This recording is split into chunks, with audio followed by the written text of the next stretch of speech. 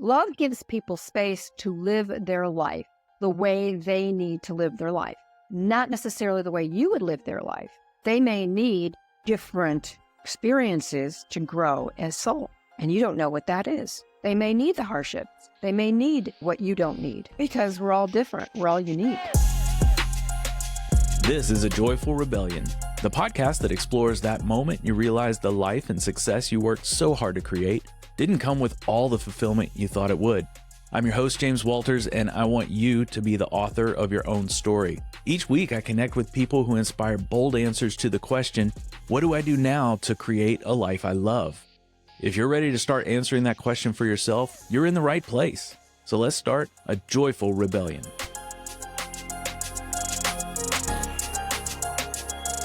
My guest today is Marian Massie, a hypnotherapist and success coach who helps her clients create more empowerment and confidence in their lives. She's also the author of 3 books. Her latest is called Miracles, Karma and Reincarnation Redefined, a handbook for purposeful living. Marian and I discuss her thoughts about why we are not people who have a soul, rather we are souls who have a body. She talks about who she wrote the book for and why it's so important to pay attention to our dreams. I think you're going to like this episode, so let's jump right in. Marian Massie, thank you so much for being here on this Joyful Rebellion. I'm excited to have this chat. Oh, I am too. Very much so. You've written a book. Well, you've written 3 books now, and I met you a couple weeks ago at the Pages in the Pines. They had an authors festival. You had a book that you're promoting now. It just came out. It's called Miracles, and subtitle is Karma, Reincarnation Redefined. But also part of the title of the book is a handbook for purposeful living. And when I looked at the book, you know how they say never judge a book by its cover, right? So I read the book. I read all of it. When I looked at the book, it's called Miracles. It's got karma, it's got reincarnation in the title. And I thought it would be all about that. And there's a lot about that. But what really surprised me is I was about halfway through the book, I realized, oh my gosh, you spend a lot of this book, at least the first half, talking about taking accountability for your life and managing emotions, which is something that I like to talk with people about a lot because it can be hard to do. You talk about how to manage repressed anger. You give a lot of examples of your past clients. I want you to talk a little bit about what you do outside of writing books and how all of that starts to work in with how you help clients live their best life. I've been working with individuals for over 30 years. The premise that I work through with my clients is to give them the big picture of what life is all about. And when they understand how life works from the mental, from the emotional, and that it's really a spiritual journey, they can navigate their own life so much better. Yes, I do give them tips about how to deal with their emotions. I do give them tips and methods to help them change their subconscious beliefs, because we have a mind and we have emotions. And how does this tie into karma and reincarnation? What you do right now, how you create right now, affects your past and creates your future. So I'm trying to help people become their own captain of their ship, have a higher state of consciousness while they're living their life. Like an example, you're talking about emotions. A lot of people don't realize that depression, for most people, is anger that is turned inward. And they're usually unconscious about it, or they might feel irritated, but they don't really call it anger. And it is anger, it's anger energy. Once you start realizing it's energy and how to move it through with maybe working with your beliefs that it might be stuck on, beliefs that keep the anger from moving through, they get out of depression. I give them these tools on every level. It's not just, visualization. It's not just affirmations. That's why it's a handbook for total purposeful living. As you noticed, I took them step by step by step by step by step through the book. What hit you? What did you get the most from the book?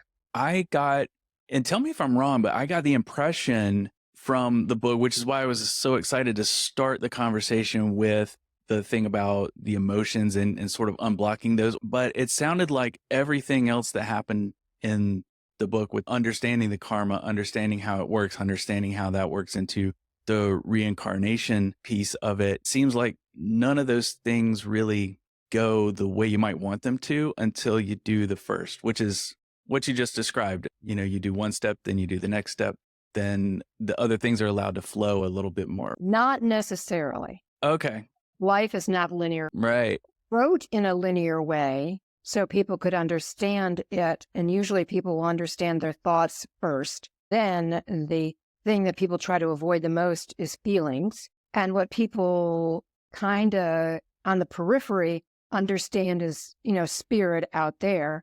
And then I end with that. Really, this is what this life is all about. It's a spiritual journey, not linear. It's not linear. Well, something else just popped into my mind because I was reading this kind of at nighttime when these chapters were coming up toward the end of the book, but it was the chapters on dreams. And those were so much fun because I've had some dreams, but I am not one to really remember many details. I have a few dreams in my whole life that I can vividly just go right back there.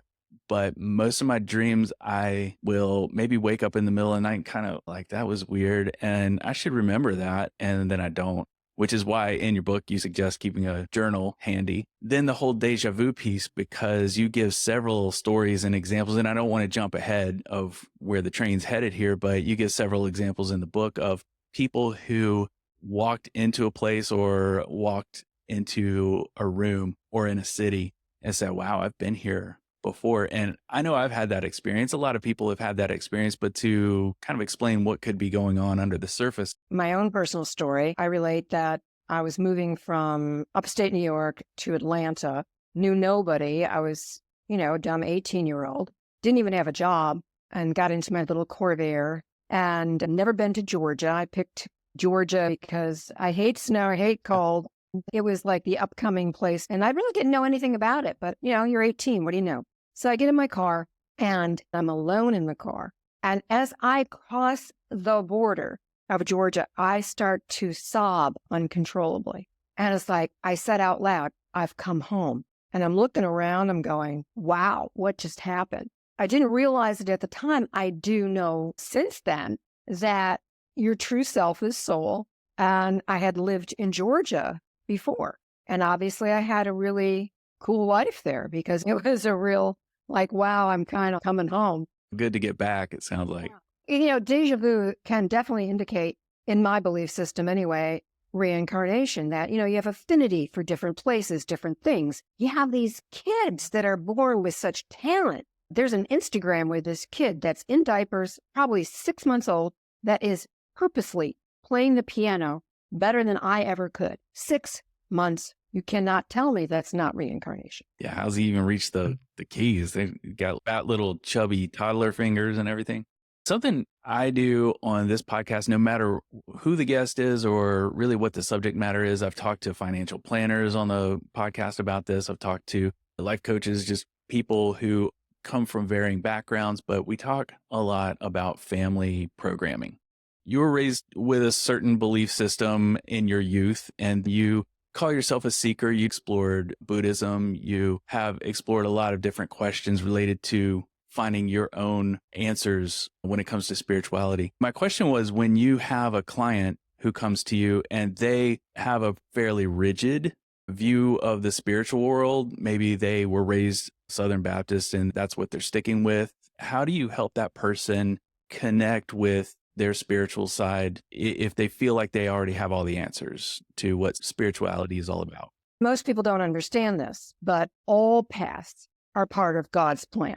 It's there for their state of consciousness. So I don't put down anybody's path. They need what they need when they need it. And so I just teach them as much as they can absorb. I try to teach them about self-responsibility of their thinking, of their actions, of their emotions. And if they're happy in their path and their religion, and if they're feeling and experiencing more love, they're in the right place. Now, if they're not, if they're filled with anger and guilt or negativity, I may gently suggest they might not be in the right place at this time. I don't know what that is, but I have told clients that you can ask for your next step because it is a classroom. Some people are in first grade, some people are in PhD program. Everybody's in a different place, but they're all going towards more awareness of divine love. And they understand they don't feel like I'm at all invalidating their path, because I'm not. And the ones that do need that nudge, they've been looking for that nudge, they'll start to explore. And I've even given them some examples of where they might start to explore if they're not comfortable in traditional church. And I don't ever suggest my path, whatever is right for them. I've had clients that they've been in a library after they've asked, and a book has hit them over the head, literally. And it was a book on spirituality that resonated with them. It's funny. I've got an episode coming out. It will have come out by the time this one airs. And it's with a law professor at a university not far from me. He's in his 70s now, but he was raised atheist. That's what his family programming, I guess you could say, was at the time. And at some point, he started just wondering, like, what is this right? So he went along the path and he found Taoism, and then he found Buddhism, and then he moved to the South on the East Coast here and married himself a nice Southern Baptist woman who was just scared to death that he was going to die and not be able to go to heaven with her. So he began the journey of writing a book that explained how Taoism doesn't take away from Christian beliefs or Buddhist beliefs, or Buddhism doesn't take away from Taoist beliefs. And he essentially wrote this book specifically for his wife, which I thought was beautiful, just to explain, hey, our ideas don't conflict with each other. They actually support each other. And once she read it, she said, okay, I get it. And that's when he realized he needed to get that book out to more people. So that's what he's done. And I thought that was great. So it sounds a lot like what you're saying is none of them really step on each other's toes, so to speak. There is a path for every state of consciousness. And what I mean by that is the ability for that soul to absorb the knowledge, the truth, to the depth that they can accept until they're ready for their next step. And there's always another step. And it doesn't conflict per se because they're in the right place at the right time. Does that make sense to you? It makes sense. And after reading the book, it sounds like even if there's a next step, even if you're 100 years old and you are in hospice right now and they've given you a couple of hours, there's still going to be a next step the next time you come around. Life, and I talk about this in my book, life continues here and it continues after the body dies. And our education keeps growing no matter what, because our true nature, and this is what a lot of people get mixed up. They think we have a soul. We don't. We are soul. We are having a physical, spiritual experience. We take on this body to have this physical experience, but it's really a spiritual experience. That's why in the part about dreams, I was like, yeah, you made it sound sort of like when we're dreaming, there are some dreams that we are truly, our soul's just out there on a field trip and soaking in, hey, let's see where we can go tonight while this guy's catching his Z's. As soul, we do leave the body at night, and sometimes we'll remember and sometimes we won't, but it is affecting the whole consciousness of ourself. And you get education and you bring back that education. Sometimes you remember it, sometimes you don't. But there are schools you can actually go to at night. And some people just have a better memory of it or not. I just want to know why, without my body, I run so slow in my dreams. Why is everything in slow motion when I'm trying to get away from whatever that is? Now, that would be an interesting thing for you to analyze. I talk about this in the book. You got to ask, what does that mean to me? What does running slow mean to me? I could come up with a couple different questions. I don't know if it's right. Is there a part of you that's afraid of this thing? Is there a part of you that needs to slow down? Is there a part of you that just doesn't want to explore this part? I mean, there's lots of different answers, but you got to ask that question. Yeah. So another thing got me curious because I have several friends who label themselves as spiritual. They don't subscribe to a certain religion, but they are very open to figuring out what it is that makes this whole universe do what it does and what's in charge of everything and why things happen the way they happen and what is our role in it. I notice that all of these friends that I have these conversations with are women. And so what I'm curious is, in your 30 years of helping people, do you find that women are often more curious about spirituality than men? Do men just want to get the prescription and it's like say, hey, I want to check these 5 boxes and know that my spiritual world is good to go. Then I'm going to get right back to work. Or what is your observation from the years that you've put in helping people? And because I know that, like you say, if we're all soul, then we just come here maybe as a woman one time, maybe as a man the next time. And if that's part of the whole reincarnation thing, why is it I only have these conversations with other women? I don't know why you only have conversations like that. From the therapy, a majority of the people that are women go to therapy. Most men don't go to therapy as a rule, but I get the majority of women, I'd say 60-40. And I never come out and just blatantly say this in therapy, but people aren't going to stick with me if they aren't resonating from a little bit of a different consciousness. They just won't. So the guys that have stuck with me, they start to change. They start to see life from a different perspective. Yeah. Everyone's journey is different, right? So is there anything that might be typical with someone who comes to you and says, I do have all this weird stuff in the past. I've got to get through it. Got to figure that part out. That's what I want you to help me with. But what I'm really interested in is over here in figuring out what is going to work for their spiritual life. How does that process go with that person? Usually people come in and say, oh, I want to have less anxiety. I want to feel more confident. I'm having relationship issues. And so what I do is I start asking questions. And invariably, again, it's easier for people to start with the thinking process. We come up with the belief systems usually that are embedded, and you go back to where they kind of start. And I know it's a cliche, but many times it's the childhood because there's no time in the subconscious mind. So we start dealing with the subconscious belief systems and start changing those to more empowering beliefs. Then they can start dealing with their emotions in a healthier way.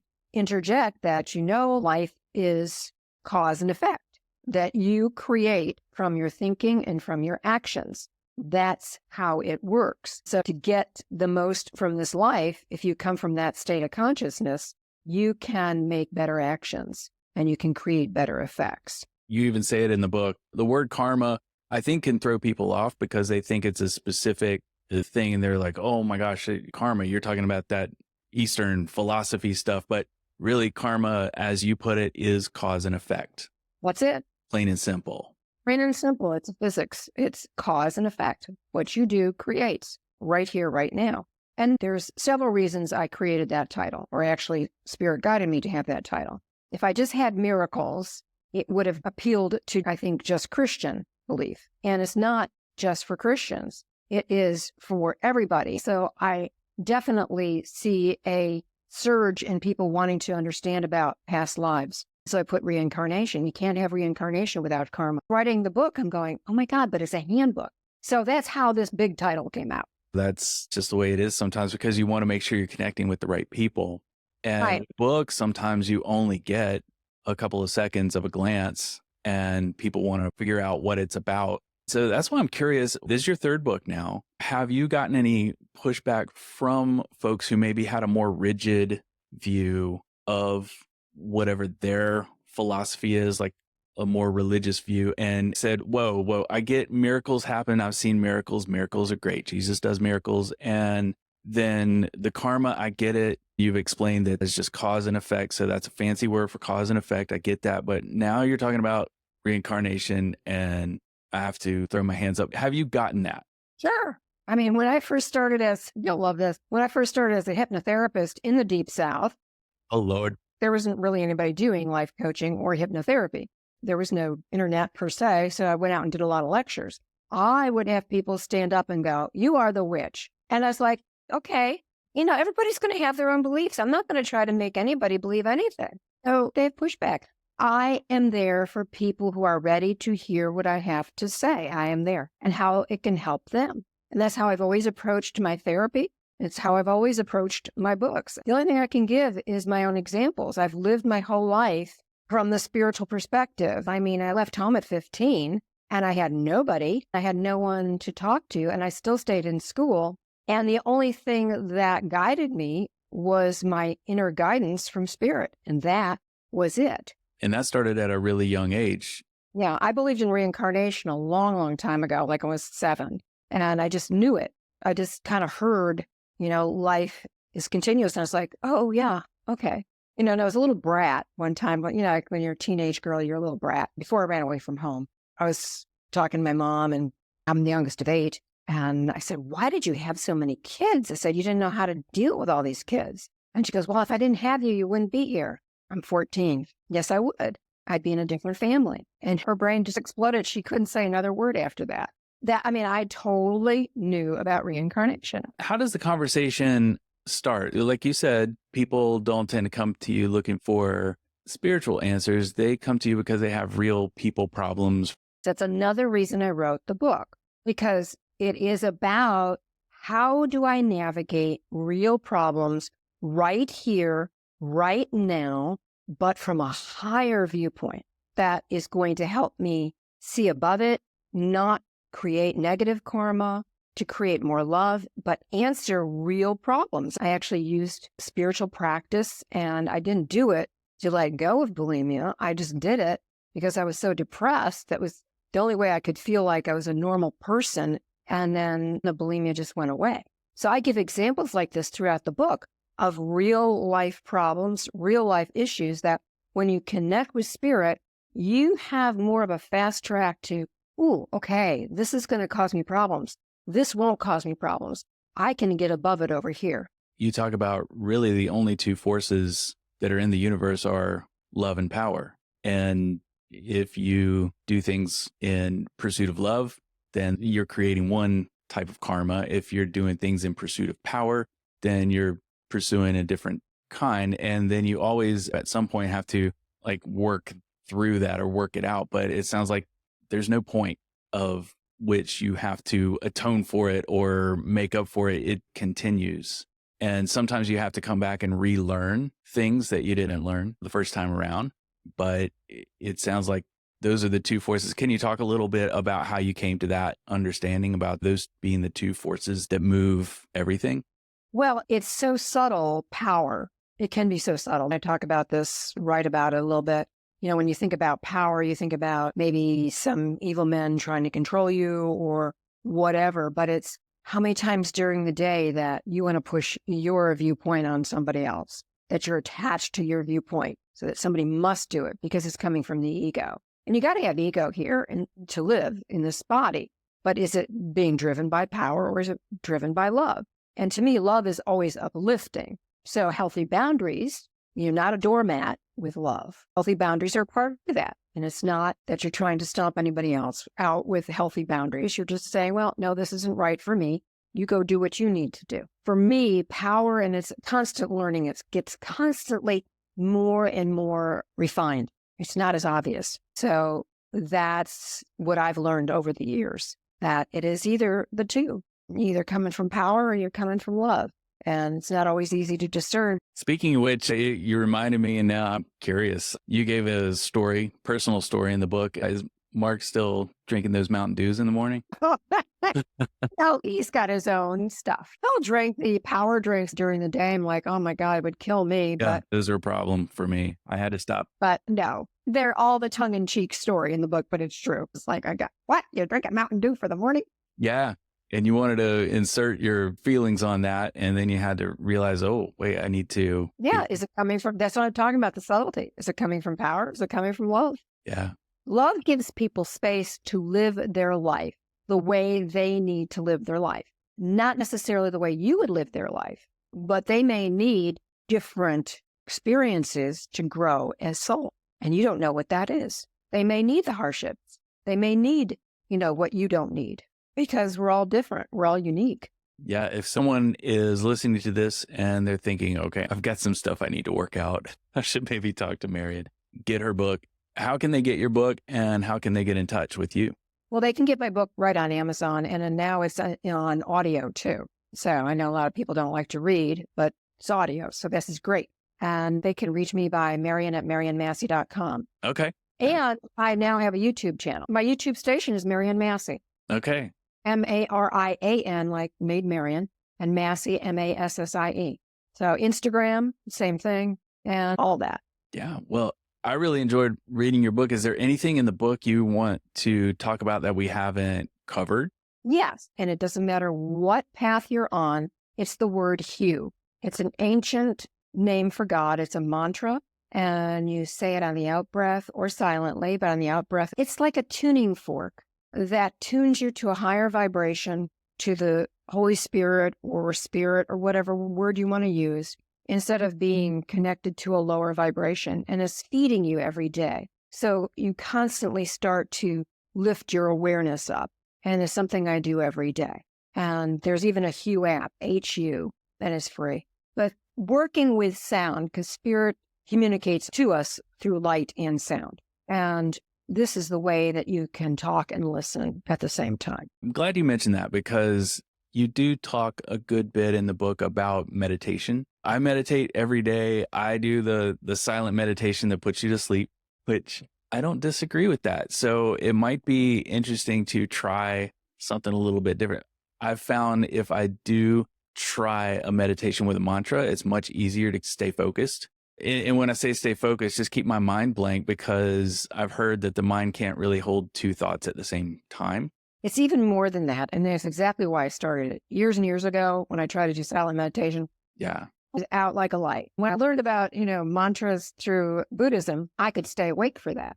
And it's what started to change me tremendously. And now I practice Eckankar, and I use the word hue. And you can use any word you want, but this to me has all the other meanings, high vibratory sounds in it. And it's more than just keeps you awake. It's like plugging you in to energy that you don't even realize is there. And again, there's a free Hue app out there, HU. You can just Google it, and you can hear like thousands of people singing Hue. And it doesn't matter what religion, it helps you wherever you're at. So if you do it like in your grandmother finds out and she's on her way back from Mass, she's not going to. It doesn't matter. You can still go to Mass and sing Hue. Marian, thank you so much for having this conversation. I learned a lot from reading your book. The stories are meant to inform and inspire, and they do. And you have so many stories, not just your own, which are great, but you have a lot from people you've known, friends, some of your clients, it sounds like. And so it's a great read. And tell me if I'm wrong, but when I started reading it, it is a handbook for just getting over the people problems like we talked about. It's not just a, hey, here's what I can tell you about reincarnation. It is really, like you started the book with, taking accountability for your existence and then creating the life you want. You said it in a nutshell. That's really what the book's about. It's helping you to live your life from a higher awareness, which means you'll make better choices mentally, emotionally, and spiritually. And so you are going to create more of what you want, but not from a lower level, from a higher level. Yeah. And that's what we want. And that's what the Joyful Rebellion is. Marian Massie, thank you. This was fun. Thanks so much for joining me today. And if you have an extra minute, I have a favor to ask. Some of you listen to this show on Apple Podcasts, and a lot of you I talk to are on Spotify or Amazon. I'd love it if you would take just a second to leave a rating or a review. It lets the platforms know that listeners are getting value from the show and suggest it to others who are interested in similar content. And as always, if you have a topic you'd like me to cover, a guest suggestion, or just general feedback, I'd love to hear about that too. Connect with me on Facebook, Instagram, or at ajoyfulrebellion.com.